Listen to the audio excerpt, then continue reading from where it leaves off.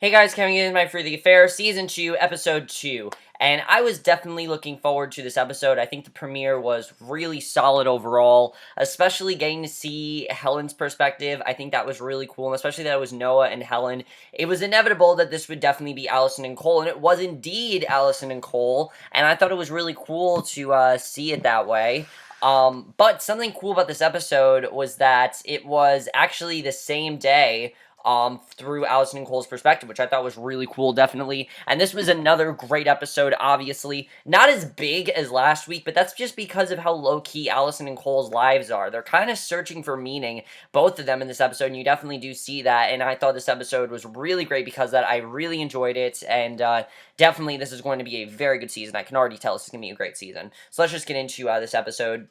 Basically, we see, it says part 3. Normally it would say part 1, but it says part 3 because this is actually a continuation of the same day. We're seeing the same day from, of Noah's day, Noah and Helen's day through Allison's perspective. This is now how that day played out through Allison's perspective, and we wake up, we basically start in that beautiful guest house that Noah's rented, and we realize that, yes, Allison and Noah are living together. Even though Noah denied it, it seems as if they are living together, and he brings her coffee in bed, and she expresses feeling a bit weird that she's staying with him, obviously because his family doesn't know about it, and it's happening so fast, I can totally understand that, and it appears to be very weird, what they, she brings up a whole what are they talk, what are they exactly, and Noah solves it by telling her she's the best thing that's ever happened to him, and it's very sweet, and they kiss, and they try to have sex, but basically he has to go see Harry because of the publishing thing, and he suddenly remembers that he broke the toilet and asks her to help take care of it. If you remember, the toilet doesn't work.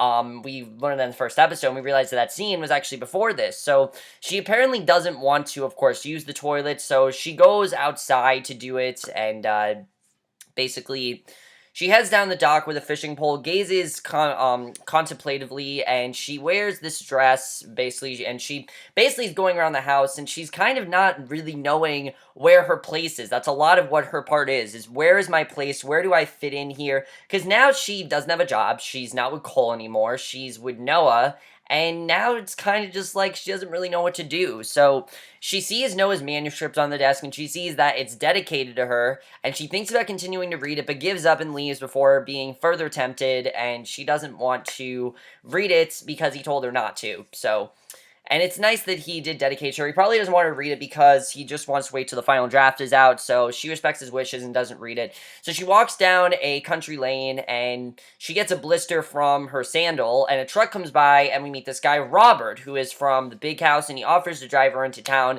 And they talk about how pretty the town is and how Yvonne, his wife, wants them to sell and go back to the city because she's a city girl, and he can tell Allison's from a small town, and it's just a small conversation, but it's pretty meaningful because it's pretty much summing up how Allison is used to being, very outdoorsy and very country, and now she's kind of acclimated to Noah's life and doesn't really know how to fit in. I definitely like seeing that. So they get to town, and we get this really touching scene where she gets a Band-Aid and watches some little boys play soccer, because they're roughly around the same age that her son Gabriel would have been, and it's clear that she's thinking about that, and I like that she keeps, thinking about that, because obviously that's always going to be in the back of her mind, no matter what happens, that will be in the back of her mind, probably for the rest of her life, and I really like seeing that scene. I thought that was really great, that we saw that.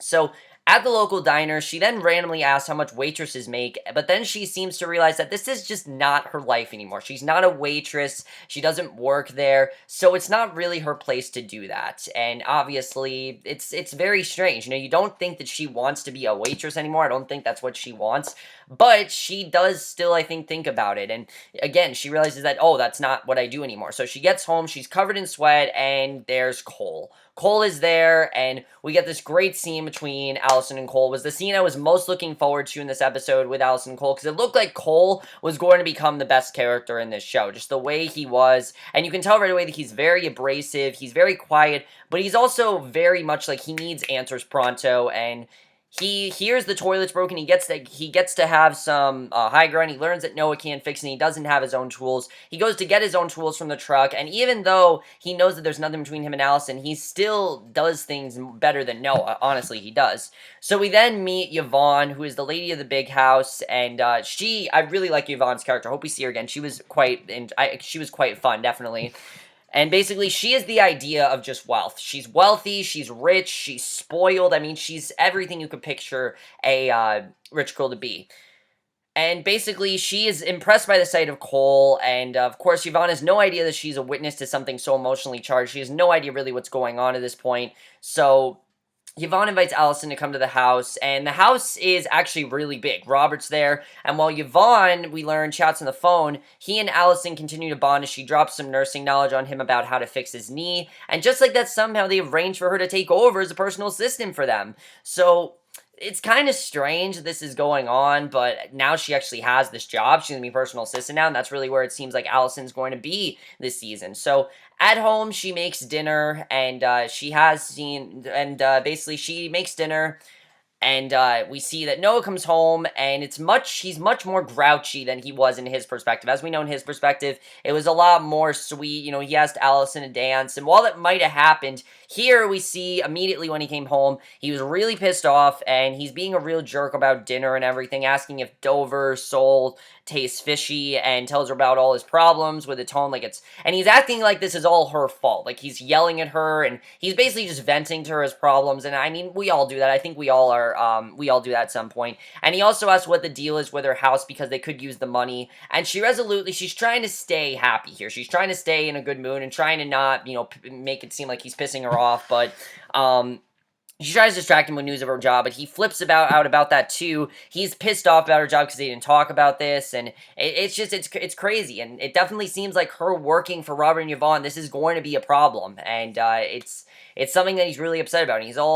And he's stomping around the house, but he's back in a moment to apologize, and he tells her that he's sorry and he's a jerk, and they have sex right on the counter, and basically they have dinner out on a terrace, and in her recollection as well, toasting themselves, and it's a very sweet scene. So basically that's what happens in Allison's perspective. Not too much happens there, but then we see in the future, this is really interesting, she goes to see Noah, she goes up to the lawyer, John, and the lawyer tells her that he doesn't want her involved in this, that, he was hired by Helen, and that she's not a part of this, really, and she's really pissed off because obviously it seems like her and Noah are married in the present. She's really pissed off about it, and she feels like this is not good at all, so John basically is being very downright rude, actually treating her as an afterthought, and basically she's getting shut out, and that's not going to be good for her at all, because Noah's trial, he needs a witness, and Allison is probably the perfect person to witness it because she saw everything play out, most likely. So that's not good for her, obviously. Things are not going well for her in the present, and we'll have to see where that goes. Now, the more interesting part of this episode was Cole's perspective, which is the thing I was most looking forward to, because Helen's perspective last week was very interesting because we hadn't seen before, and Cole's is even more interesting. Cole is probably the most depressing we've ever seen on this show, honestly. His perspective was very, very sad. I mean, you could tell in Allison's that he's really upset, but you really see how lonely and how miserable he is, really. I mean, he really has no life without Allison. We see right away he's driving a taxi, and he really is he's not in a very good mood, and his first customer is Bruce. Bruce, of all people. Bruce, yes, Helen's father. And, of course, he doesn't realize, Bruce doesn't realize that Cole knows who he is, and he's very condescending and chatty as usual, and Bruce assumes that Cole is some newbie off the bus from Nebraska or something, and Cole doesn't correct him, and it just shows, how much, how abrasive Bruce can be, and especially when Bruce starts talking about his deadbeat son-in-law leaving his daughter, and it turns out, if you remember, Bruce had an affair with a lady, back when him and Margaret were together, and, it turns out that that lady that he was with, apparently he's leaving Margaret to be with that lady, and that definitely is very interesting that we found that out, and it sounds like he's about to leave her, and, it seems like he's gonna basically leave Margaret for her, so that's really interesting. So Bruce then surprises us by shaking Cole's hand, but then basically at the house, he actually shakes Cole's hand. He does something polite for once. And Bruce never does anything polite, but that was interesting. He shakes his hand, and Cole is just like, whatever, who cares? And he backs over the driveway. He almost runs down this little kid, and he then meets this babysitter, who it definitely seems like he's going to be interested in. It definitely seems like something's going to happen between them, and I wouldn't be surprised if him and the babysitter end up getting together. Definitely, I could see that happening. So at the taxi dispatch, one of the Lockhart boys is quietly reading a book about a robot and notices how Cole looks half dead on his feet, and Cole shouldn't be driving because he's been at it for more than 24 hours and it's not safe, and Cole didn't seem to care. And then, of course, he runs into Scottie. And Scottie, of course, as we know, he's going to die, and I think we're getting closer and closer to that point of Scottie's death. You can definitely tell here. But Scottie is probably the most annoying, abrasive, I mean, just the most, he's so, just, I don't know how to describe him. He's very much just like, you must do this. He's very demanding, and you really see that here. He tries to guilt talk him into talking to Cherry. Apparently, she's living rough since losing the ranch, and apparently, Mary Kate is pregnant, so a lot is going on with them, and Cole is very unmoved, and Scott is pressing, Scottie basically is pressing his luck further, and brings up the sale of Allison's house, and how Cole is entitled to half of it, and that's something that is a genuine problem, that Cole can only get half of the house, and he can have it if he wants to, and Cole tells him quietly, if he doesn't move in 3 seconds, he'll run him down, and Scottie basically is just listing all of Cole's problems. He doesn't want to hear it. He knows all the problems he has. He has so much he's dealing with already that he just doesn't want to hear from Scottie. So he tells him to just get out of the way, and when he says, I'm going to run you down, that really makes me think that Cole is probably the one that ends up killing Scottie, mainly because he has so much going on in his life. He's so stressed out. I really feel that Scottie's going to end up getting killed out of stress. That really is why I feel Scottie is killed. I've said before, I think Cole's the killer, and I think this episode justifies that even better. Because Colton heads to his former house, and he seems to have a much bigger stomach, basically, and basically we see that he's getting a bit fat, actually, because of just how lonely he is, and I thought that was interesting. And he sees a shadow pass the window, and you can see he thinks it might be Allison, but it's not. It's actually Jane. Jane is there, and he intimidates Jane to admitting she's trying to get Allison her things, and he sticks his big gut at her and tells her to get lost and that he'll do it, and you can see how much he doesn't want to talk to people. He's really upset. He's really lonely as well, but he just doesn't really want to talk to anyone. So he heads to his trailer of solitude, broods on it before he gets back to his taxi, and we see all sorts of just drunk people, and this drunk lady gets into his cab and asks to be taken to East Hampton. It's very dark out, and she starts flirting with him, and she tells him that she's a private landscape artist, and she can tell that she's just trying to hook up with him, but then she gets sick, barfs on the side of the road, and obviously he just forgets about her, because he's not gonna go with someone like that, so he's driving around and nodding off a bit. He pulls over, does a little bit of coke, and he apparently is doing drugs now. I mean, there's ways to get out his emotions, and he's doing drugs, and he just probably is the worst we've ever seen him, and he starts driving toward Cold Springs. He stops at the diner we saw Allison at earlier, and he even sees Noah on his way to the train station, and you see right away he's, like, mock shooting him. When these two meet up, it's going to be insane when these two meet up. I can't wait to see what that first conversation between these two are, because obviously the worst relation right now is probably Noah and Cole. I mean, things are going to be crazy between them. Cole almost killed Noah, so you don't know really what's going to happen there. I mean, Cole put a gun to Whitney's head, so who knows what's going to happen.